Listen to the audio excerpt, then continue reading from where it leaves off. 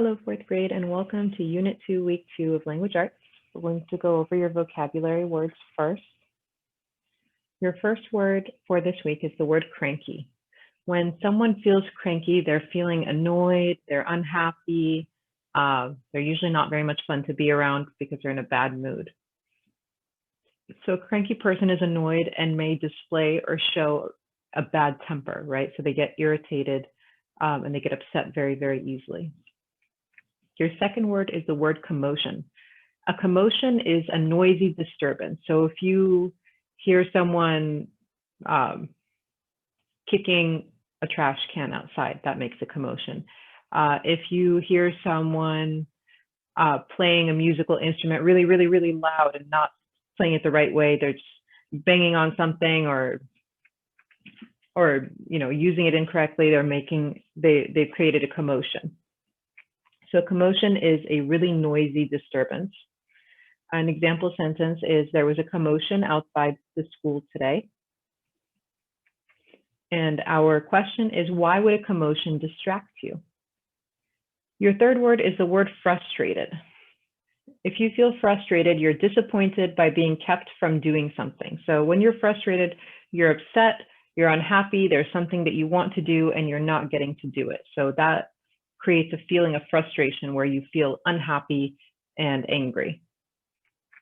Your fourth word is the word selfish. To be selfish is to think of oneself and not others. So what does that mean? When you're selfish, you think only about yourself.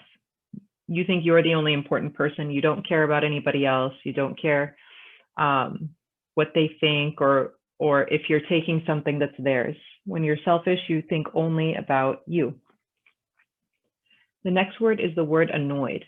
So someone who is annoyed is irritated and may even be a little angry. So when you're annoyed with somebody, you're not happy with them. A lot of times you will be cranky as well. So you're not happy, you're irritated, you're a little bit angry. So if, my sister ate the last cookie that I was saving for after school and I felt very annoyed. Or the librarian was annoyed by the students loud talking, because we're supposed to be sitting quietly in a library, right? Your next word is the word specialty. So if someone has a specialty, that person is very good at a certain thing. So your specialty may be in drawing beautiful flowers, or maybe your specialty is building really cool structures with Lego blocks. Even as adults, when they're working, they have a specialty. So a doctor might have a specialty. They might be a heart doctor, for example. Your next word is the word attitude. Your attitude is the way that you think and act and feel. It's how you do all of these things and what you're showing to the people around you. So if you have a positive attitude about a project that you're working on, that means you're working hard, you're being very pleasant, you're happy, you're not being grumpy and annoyed and angry. You're treating everybody nicely. So the way that you're acting and the way that you're thinking about it and the way that you're feeling are all positive. If you have a bad attitude about something, you're being grumpy about it, you don't like it, you're not being very nice.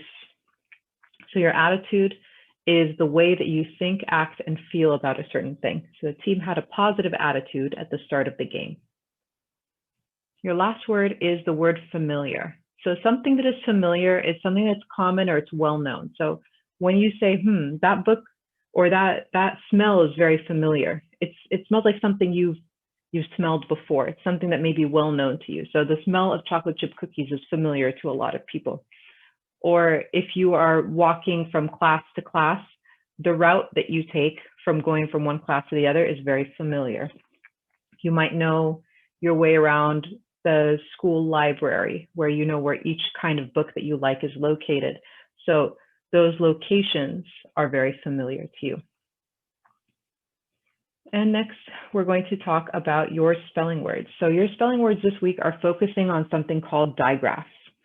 Digraphs are usually two consonant letters that make a new sound when you put them together. The one exception is TCH, which is 3 letters, but sometimes people leave that one out. So your digraphs are TH that say th, SH that say sh, CH and TCH that say ch, PH that says f, and WH that says w. So they make a different sound than they would individually on their own. So you have the words 30, width, northern, fifth, choose, touch, chef, chance, picture, kitchen, sketched, ketchup, snatch, stretching, rush, wine, whirl, bring, graph, photo, unload, relearn, subway, expression, and theater. So you can see that we find the digraphs in a lot of these words, almost all of them, except of course our review words and our challenge words. So you have the TH digraph here in 30 and width and northern and fifth. Here you have the CH in several of these and TCH in many of the ones that come after. So TCH in picture, TCH in kitchen, and sketched, and ketchup, and snatch, and stretching. All of those have the TCH. Here you have the SH and the WH over here. You have the PH in these two. And your very last challenge word has the TH in it as well. Okay, so we're going to go on to grammar for this week.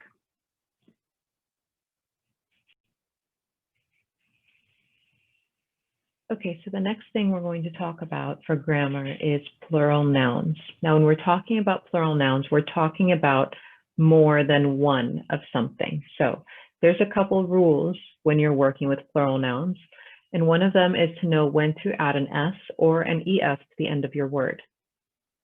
So first, I want to talk about the rule for ES. Now, your ES rule, you only use it when you have a word that ends with either the letters S, SH, CH, X, or Z.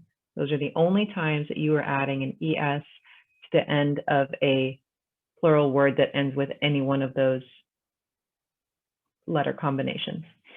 So words that end with S are like class. When we make it plural, we say classes. Bus, we say buses. So you can hear me saying is, not just when I'm making it plural. Words that end with SH are like wish or leash. Those become wishes or leashes. Words that end with CH, examples of those are watch or beach. So watches or beaches. Words that end with X are like box or fox, and those become boxes or foxes. And a word that ends with Z, an example word, is the word buzz. So we say the bee buzzes. Now, when do you add only the S?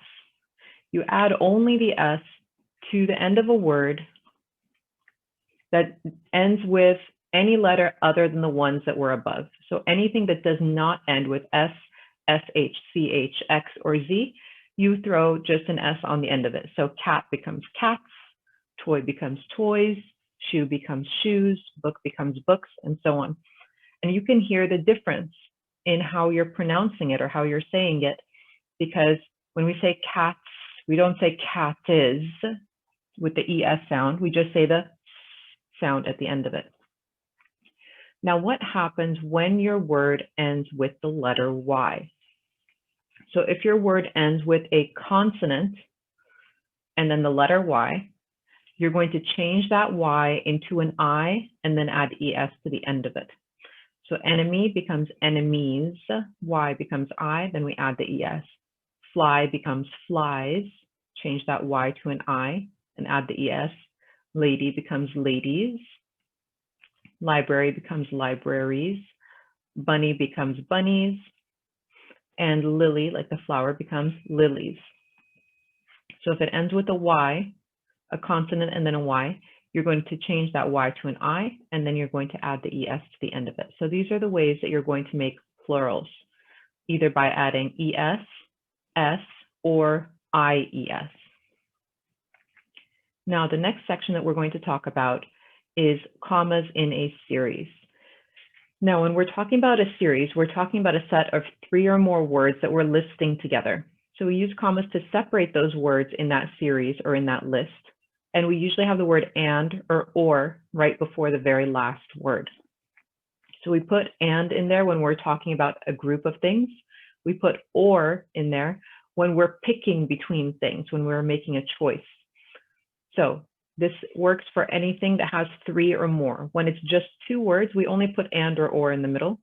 When it's 3 or more, we add the commas and then the word and or.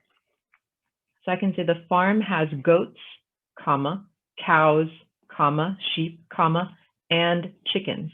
So my series has 1, 2, 3, 4 words in it. So remember, commas in a series works for 3 or more. So this one has 4. So I have 4 words in my series. So I have 3 things that I added between them. I have 3 commas and the word and. My next sentence says, do you want to go to the park, comma, beach, comma, or zoo today? So I have 3 words in my series, park, beach, or zoo. And I have the word or to show that I'm making a choice between these things. So if I have 3 words in my series, I've got 2 commas in the word and or. If I have 4 words in my series, I have 3 commas in the word and or. So remember, the number of words you have in your series, you have 1 less comma plus an extra word that you're adding. So I can say we need blue, red, black, and green markers. So I have 1, 2, 3, 4 words in my series. I have my 3 commas plus my extra word. Next I have, do you want to run, jump, or skip at recess? So my 3 words in my series are run, jump, skip. I put my commas after my first 2, and then the word or right before my 3rd one. I will cut, glue, and color my work. So commas are used to separate words when you're listing 3 or more words in your sentence to help keep your sentence really organized.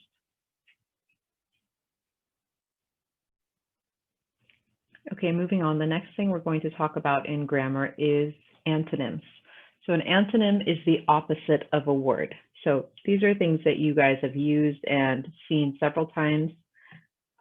So if your word is left, the antonym is going to be right. If your word is open, the antonym will be closed, awake and asleep, good and bad. All of these are antonyms or they're opposites of each other. So antonym means opposite. We're also going to talk about possessive nouns. Now, possessive nouns, the word possessive means you own something. It comes from the word possess. When you possess something, you own it or you have it. It belongs to you. So a possessive noun shows ownership. It tells you that something belongs to that person or to that thing. So possessive nouns can be singular or plural, just like regular nouns can be singular or plural. We can be talking about one person, place, or thing, or more than one person, place, or thing. So when we're going to make a singular noun possessive, we add an apostrophe and an S to the end of the singular noun, even if that singular noun ends with an S already. And we'll talk about that in just a second. So you add an apostrophe S to the end of a singular noun to make it possessive, to show that something belongs to that noun. So instead of saying the bowl that belongs to the cat, I can say the cat's bowl. So here I'm talking about just one cat. So that's why we put apostrophe S. I can say the pet that belongs to our class. I would say that as our class's pet. So I have the word class, yes, even though it ends with an S, we're talking about one single class. So we have the apostrophe S after it. Now, when you're working with plural nouns, and right now I'm talking about regular plural nouns. So when we just add an S or an ES to the end of the word to make it a plural, so cat becomes cats, dog becomes dogs, book becomes books.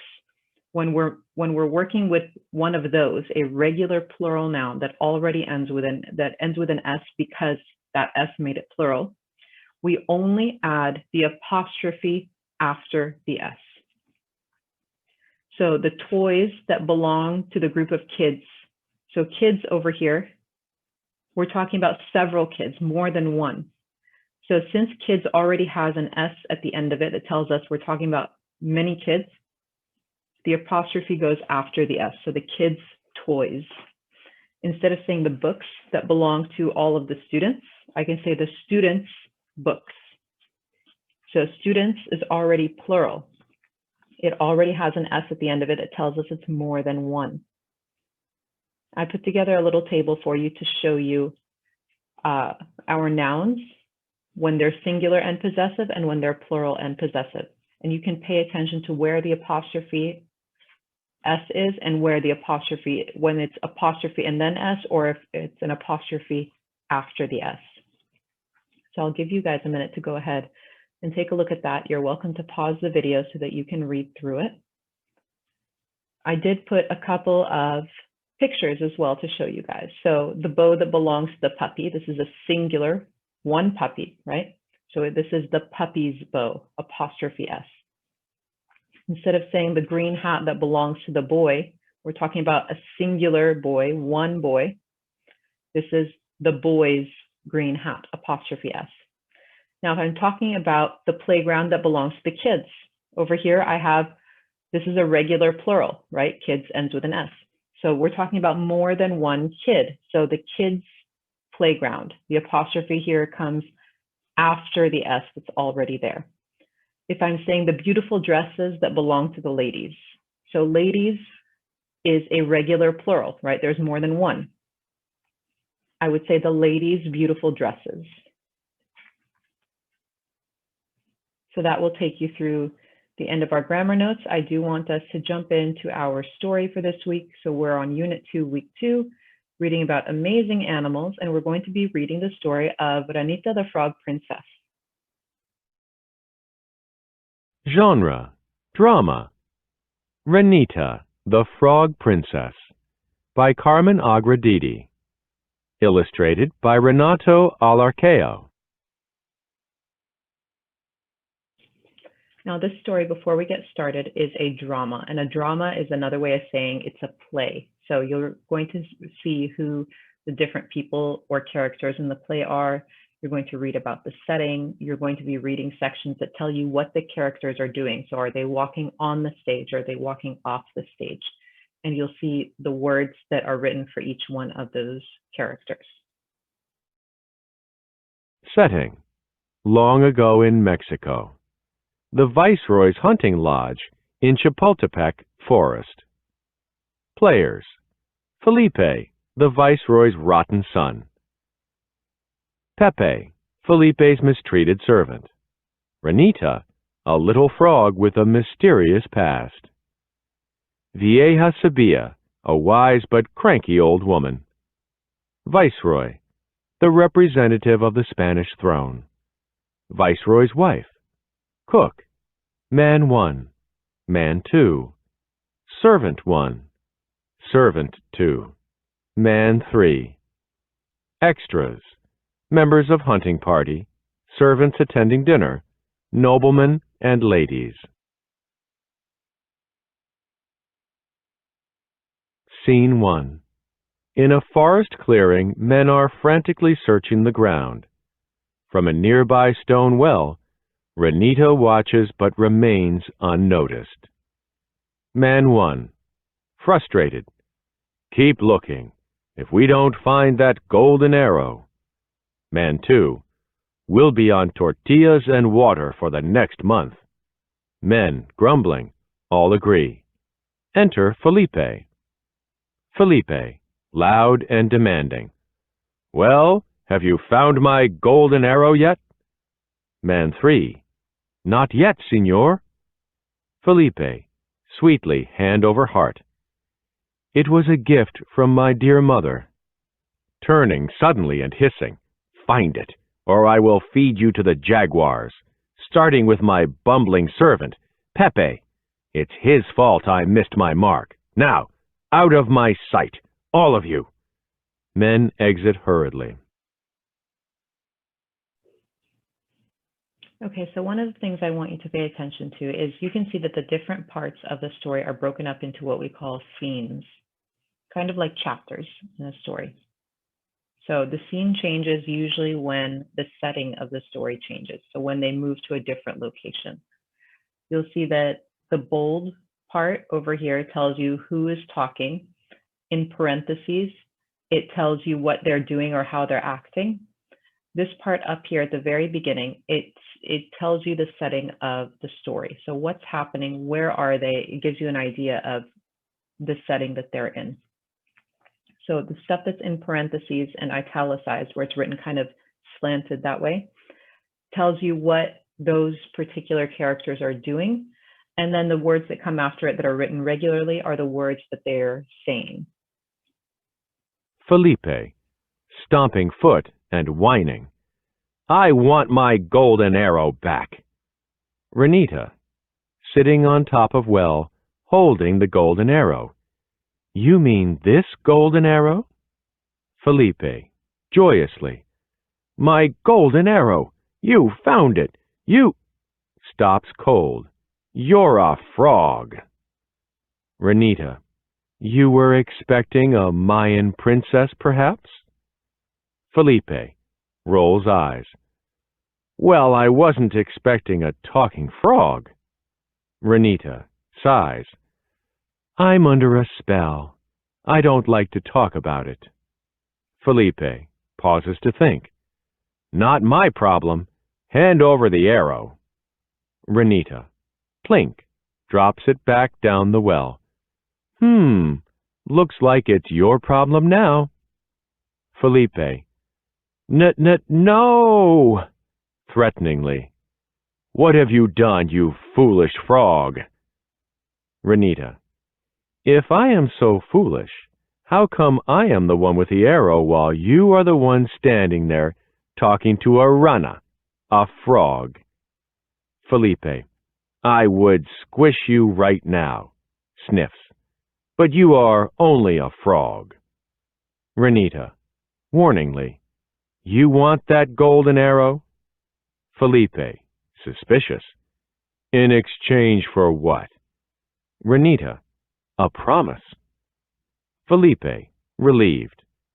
Oh, is that all? Renita, a promise is a very serious thing. Felipe, coughing. Yes, of course. Go on. Stop and check. Ask and answer questions. What kind of character is Felipe? Go back to the text to find the answer. Renita, if I rescue your golden arrow, you must promise to let me eat from your plateau, sleep in your cama, and give me a beso when the sun comes up. Felipe just stares. Eat from my plate? Sleep in my bed? Kiss you? That is disgusting. Renita, no promise, no golden arrow. Felipe, crossing his fingers behind his back. I promise. Renita fetches the arrow. Felipe bows and runs off. Renita, Espera, wait! I can't hop that fast. Hangs her head and begins to cry. He's gone. Now I'll never break this evil spell. Enter wise woman, leaning on two canes. Vieja sabia. It doesn't feel very good, does it? Renita blows nose. Please no lectures today, old woman. Vieja sabia. My name is Vieja sabia. Renita. Sorry, wise old woman. Sadly. You've already turned me into a frog. Isn't that enough? Vieja sabia. You wouldn't be a frog if you hadn't refused to give me a drink from this well so long ago. Renita. I was a selfish child then. I have paid for that, haven't I? I have learned what it is like to be alone and forgotten. Vieja sabia. Perhaps you have. Renita, brightening. Then you will turn me into a girl again? Vieja sabia. No, but I will take you as far as the Viceroy's hunting lodge. You must make the leap from there. Exit Vieja sabia and Renita. Scene 2. Hunting lodge with Viceroy, his wife, noblemen and women, all seated at long banquet table. Servants scurry in and out with bowls of food. Servant 1, placing bowl of soup before Viceroy. Sopa, Signor? Viceroy, exasperated. Si. Where is Felipe? Viceroy's wife, wistfully. Dear boy, he is probably feeding the birds. Servant 2, aside. To the cat? Servant 1, muffles laugh. Enter Felipe. Felipe, I am famished. What a day I have had today. First, I lost my golden arrow. Shouting from the kitchen can be heard. Felipe, louder. Then I met this ridiculous, demanding. Enter Renita, running from the kitchen chased by cook and servants. Felipe, slack-jawed. Frog. Cook. You hop back here. To servant. Stop her right now. Servant 1 tries to catch frog. Aye, she's a slippery one. Servant 2. Ooh-wee, she bit me. Cook. Get her, Pepe. Pepe catches Renita under the table, smiles, and lets her go. A commotion follows as the cook and servants chase Renita.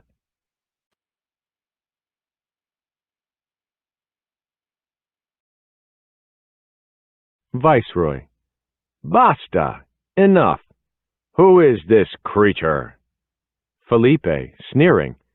She's the nasty little frog who rescued my golden arrow. Renita. And in return he promised to let me eat from his plato, sleep in his cama, and give me a beso when the sun came up. Viceroy. Did you make this promise? Felipe, sullen. I don't remember. Viceroy's wife, indignant. Even if he did, he is the Viceroy's son. Viceroy, grave. See, and the Viceroy's son keeps his promises. Pepe, set a place for our guest. Felipe, but father. Viceroy's wife, Ernesto. Viceroy, slams fist on table. Silencio! Silence! Renita hops on table. Felipe is too stunned to speak. Viceroy's wife is glaring. Viceroy. Everyone, and I mean everyone, eat. Pepe puts bowl down in front of Felipe. Felipe gives a yelp. Pepe! Pepe, innocently. See? Felipe, disgusted. There is a fly in my soup. Pepe, it's for the frog. Viceroy, excellent. Eat up, Felipe. Viceroy's wife, revolted. Arg!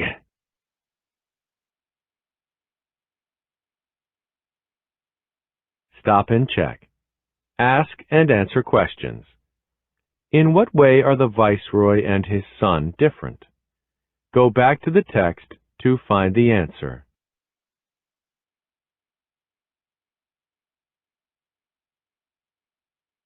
Scene 3. Felipe's bedroom. Felipe, on bed. I refuse to sleep next to a frog. Pepe! Pepe enters immediately. Si, senor? Felipe, snappish. What took you so long? Hurry, tell my father I can't do this. Desperate. Tell him I'll get warts. Enter Viceroy. Viceroy, annoyed. With any luck, you will get one on your oath-breaking tongue, boy. Felipe, whining. Father. Viceroy, you made a promise, Felipe. To Pepe. Help him keep his word, eh, Pepe? Exit Viceroy. Felipe throws pillow at Pepe, falls on bed and begins to wail. I... Pepe blows out candle and sits in chair. Hasta mañana. Until tomorrow. Sweet dreams, Felipe. Felipe growls. I will dream of roasted frog legs. Renita. I'm telling. Felipe. Bug breath. Renita. Big baby. Pepe sighs. It's going to be a long night. Next morning. Renita. Cheerful. Despierta. Wake up.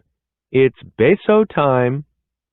Felipe rubs eyes, sees Renita, and shrieks. Felipe whimpers, clutching his blanket. It wasn't a bad dream after all. Forget it, Frog. I'm not kissing you. Renita, stubbornly. You promised. Felipe. Well, smiles slowly. I've just had a better idea. Kicks chair to wake his servant. Pepe. Pepe. Groggy. Senor. Felipe. You are sworn to obey me in all things. See? Pepe. Confused. Si, senor.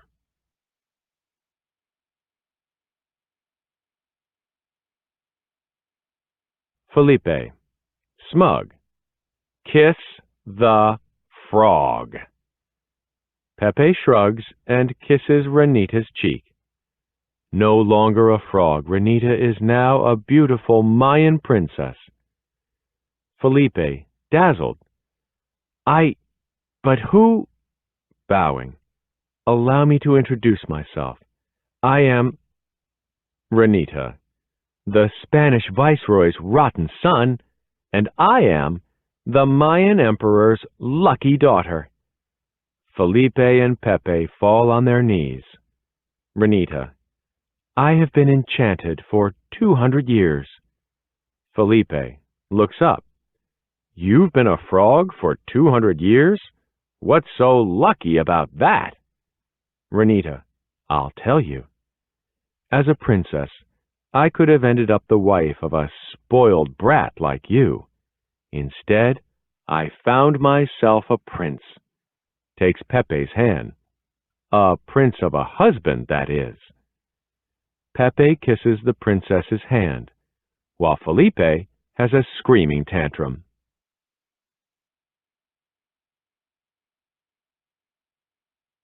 Epilogue. The same clearing in the forest as in Scene 1. Felipe kicks a stone. If they think I'm going to their ridiculous wedding, ha! May they have a dozen ugly tadpole children. Enter Vieja Sabia. Vieja Sabia. Agua, water from the well, my son, before I die of thirst. Felipe, snarling. I'm no water boy. I'm the viceroy's son. Get your own water, you old cucaracha. Vieja Sabia, with gentle concern. Cockroach. It's very rude to speak to your elders that way. Has no one taught you manners? Felipe, puzzled. No. Vieja Sabia, smiling wickedly. Well, pointing finger at Felipe. That is my specialty. Poof. Felipe the frog hops on to the top of the well. Vieja Sabia, to audience. And now you know how the frog prince ended up in that well. So now that we've finished going through the main story, we want to stop and think about these characters and what they're representing. So we have Felipe, who is not a very nice person. We see throughout the story he makes promises he doesn't want to keep. He doesn't tell the truth. He thinks he's better than everybody. He's a very selfish creature. And Vieja Sabia is kind of like the conscience for them, where she's trying to remind them of the way they're supposed to be and that there's consequences if you are not doing things the right way. So we're going to go through one more story in our literature anthology book, and then we're going to hop into our reading and writing workshop. Genre: mystery. Compare texts.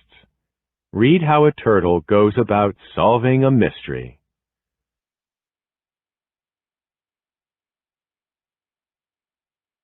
The Moonlight Concert Mystery. The last rays of sunlight slipped down through the sea as Toshio the turtle, world-famous detective, sighed with relief.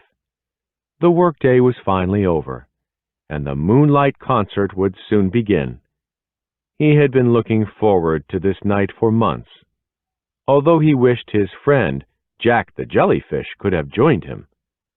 After the concert, Toshio was off to Florida for a much-needed break. As he was packing up, Angela and Charlie rushed into his office. "Can you believe the Moonlight Concert was canceled?" Charlie the crab asked in his usual cranky manner. Now, Angela the angelfish corrected. "Where are your manners, Charlie? You didn't even say hello." She smiled sweetly as Charlie rolled his eyes. Toshio was used to this behavior from the pair, so he turned to Angela and asked, "What's all this about the concert being canceled?"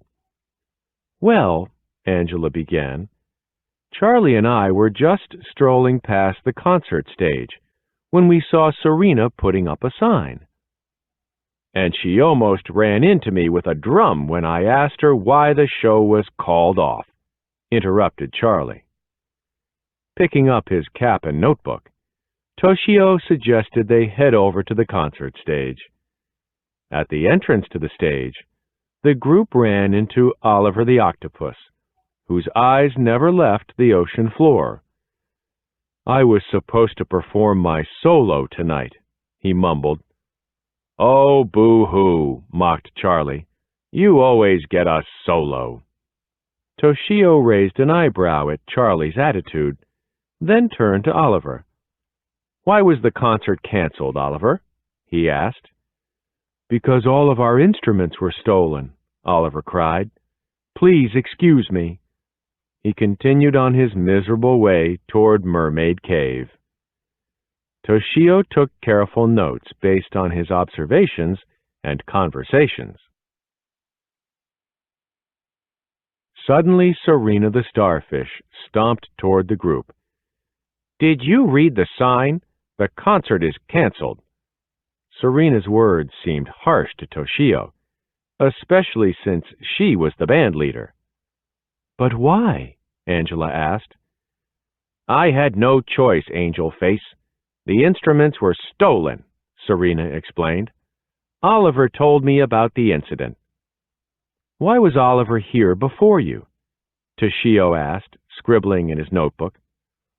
"A special guest offered to play during our show, so Oliver had to put off his solo until the next concert.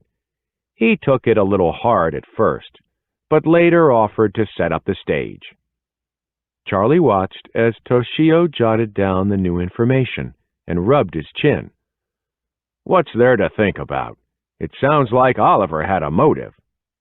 "A good detective never jumps to conclusions," Toshio replied. Finding no other clues, Toshio led the group toward Mermaid Cave. Serena stumbled over something that Toshio recognized immediately. "Is that a coral drumstick?" The starfish blushed and picked it up. "Oh, so it is. The drummers will be thrilled we found it." Angela smiled uncomfortably as a drum beat echoed from within the cave. "Did you hear that? Come on!" Toshio paused to pick up a crumpled sheet of paper before following the others into the cave. As he pulled back the seaweed curtain, Toshio heard the coral hit the drums in a familiar rhythm. Suddenly the lights came up, and everyone shouted, "Surprise, Toshio!" Toshio couldn't help but smile. "My friends, you have outdone yourselves in creating this great mystery. I never guessed that you were planning a going-away party for me. What a delightful surprise!" As the music swelled inside Mermaid Cave, Toshio read the crumpled note. "Have everyone gather in Mermaid Cave for tonight's surprise. Don't forget my drumsticks. Jamming Jack Jellyfish." Toshio chuckled to himself and tucked the page into his notebook. He couldn't think of a better way to spend his last night before setting out on his next big adventure.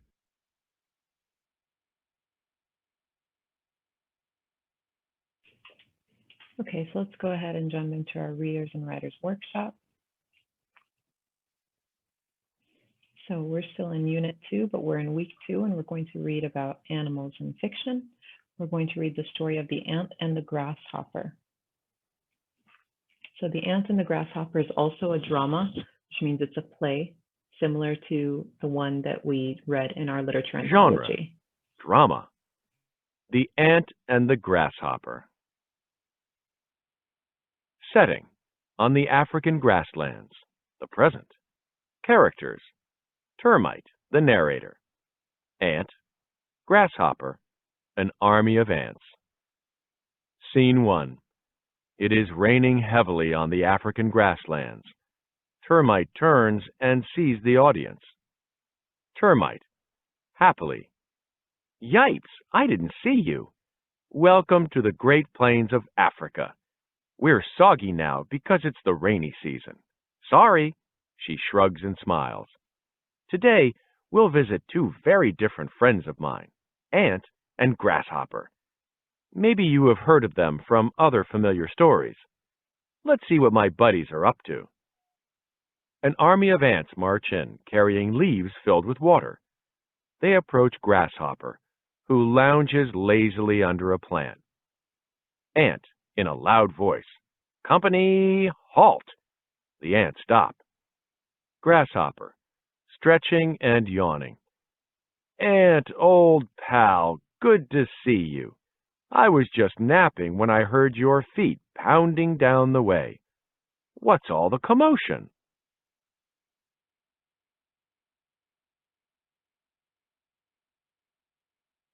Ant, looking annoyed: "Grasshopper, have you noticed what falls from the sky above you?" Ant stands at attention and points up at a cloud. Grasshopper sleepily rises and stands next to Ant. He looks at the sky. Ant: "Rain, Grasshopper, rain falls from the sky. And when there is rain, there is work to be done." Grasshopper, smiling, then scratching his head: "Huh?" Ant, sighing: "You should be collecting water for a time when it is unavailable. Instead, you lie here without a care for the future." Grasshopper, laughing: "Oh, don't be so serious, old buddy. There is plenty of water now, and that's all that matters. You need to relax. You're much too tense. Why don't you make napping your new specialty instead of all this silly toil? Stop working so hard all the time." Ant, shaking his head as he grows frustrated: "The rainy season will not last forever, Grasshopper. Your carefree attitude will disappear with the water, and soon you will regret being lazy and wish you had been more energetic." The ants march off as Grasshopper continues to laugh. Scene 2. It is a few months later, and the plains are now dusty, dry, and brown. Grasshopper, appearing weak and sickly, knocks on Ant's door. Ant, seeming strong and healthy, opens the door. Grasshopper, nervously: "Hi there, pal. I was in the neighborhood. Boy, can you believe how hot it is? So, I was wondering if maybe, by chance, you might have some water for your old friend?" Ant tries to close the door, but Grasshopper quickly grabs it. Grasshopper, begging wildly: "Please, Ant, I am so thirsty. There isn't a drop of water anywhere." Ant, after a pause. We ants worked hard to collect this water, but we cannot let you suffer. Giving Grasshopper a sip of water. Do not think us selfish, but we can only share a few drops with you. I warned you that this time would come. If you had prepared, you would not be in this situation. Grasshopper walks slowly away. Termite watches him go. Termite. Although Ant has done a good deed, tired, cranky Grasshopper must still search for water. Grasshopper learned an important lesson today. Next time, he will follow Ant's advice.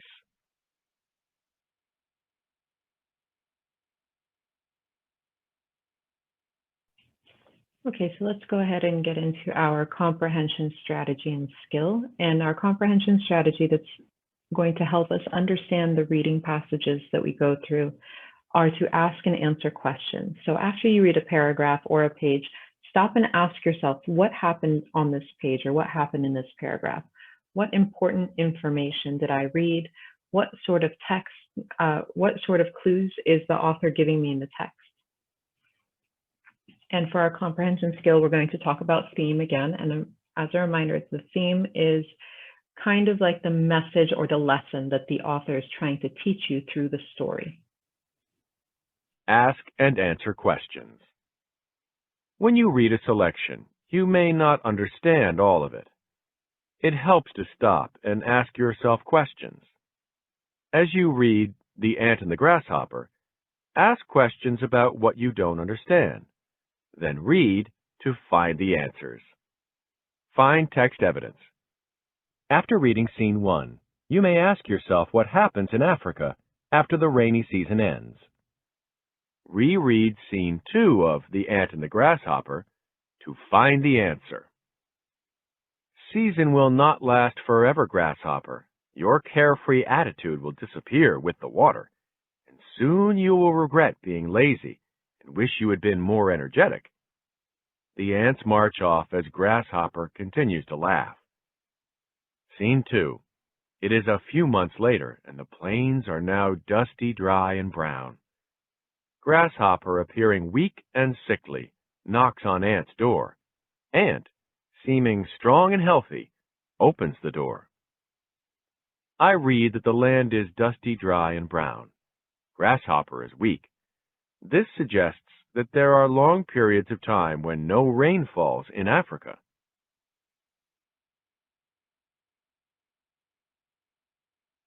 Theme. The theme of a selection is the message or lesson that an author wants to communicate to the reader. To identify the theme, pay attention to the character's words and actions. Find text evidence. As I reread The Ant and the Grasshopper, the different actions of Ant and Grasshopper in the rainy season seem like important clues to the theme. So do Ant's words about collecting water. Graphic organizer. Clue. Ant collects water during the rainy season. Grasshopper naps. Clue. Ant tells Grasshopper he should collect water. Caption. Look for details that help you figure out the theme.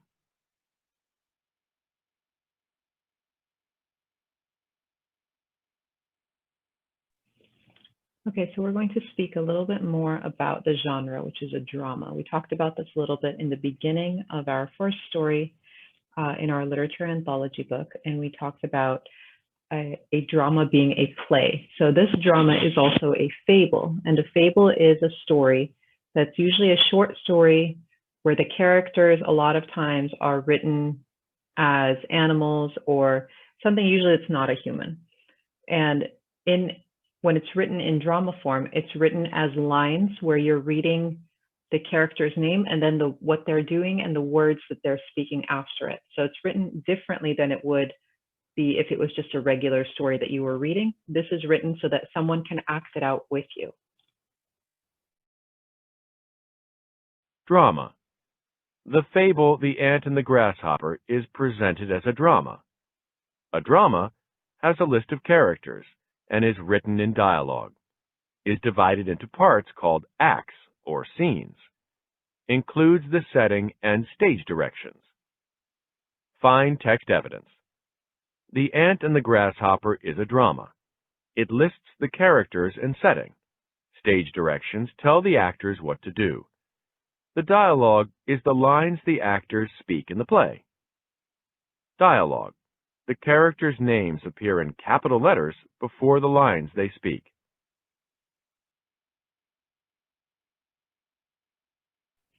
Now we're also going to touch on antonyms just a little bit more. And remember, an antonym is the opposite. So if I'm asking you for the antonym of a word, I'm asking you for the opposite of that word. Antonyms. As you read The Ant and the Grasshopper, you may come across a word you don't know. Sometimes the author will use an antonym, another word or phrase that means the opposite of the unfamiliar word. Find text evidence. On page 110 of The Ant and the Grasshopper, I'm not sure what carefree means. I can use the word serious to help me figure out what carefree means. Oh, don't be so serious, old buddy. There is plenty of water now, and that's all that matters. You need to relax. Okay, so that's going to take us to the end of our language arts notes for this week. If you guys have any questions, definitely let me know. The link to this video and the notes that we went over and extra additional videos to help you get a better understanding of the concepts that we covered will be listed in Google Classroom. If you don't have any questions at the moment, you guys can go ahead and get started on your work. Otherwise, I will talk to you soon. Have a great day, fourth grade. Bye-bye.